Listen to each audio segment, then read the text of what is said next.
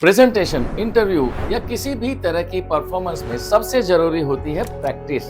अगर मैं कहूं कि इस तरह की प्रैक्टिस आप हजारों बार बिना थके कर सकते हैं तो आप मानोगे? आप सबने सुना होगा कि किसी भी स्किल इंप्रूव करने के लिए रियल प्रैक्टिस बहुत जरूरी है, लेकिन न्यूरोसाइंस की एक थियरी कुछ और ही साबित करती है। ब्रेन जब किसी एक्शन को क्लियरली इमेजिन करता है तो वही न्यूरल पाथवेज एक्टिवेट होते हैं जो रियल प्रैक्टिस में होते हैं। यानी आप फिजिकली प्रैक्टिस कर रहे हो या मेंटली रिहर्स कर रहे हो, आपका ब्रेन दोनों को एक जैसे ही प्रोसेस करता है। कुछ स्टडीज में यह भी ऑब्जर्व किया गया है कि मेंटल रिहर्सल से भी आपकी परफॉर्मेंस इंप्रूव हो सकती है, खासकर स्पोर्ट्स, म्यूजिक और प्रेजेंटेशंस जैसे एरियाज में।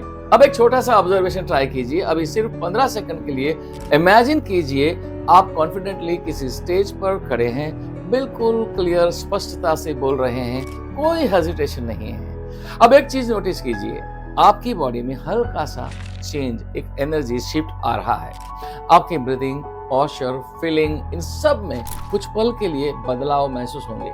अगर आप किसी भी स्किल को डेवलप कर रहे हैं तो आपके लिए ये समझना बहुत ही जरूरी है।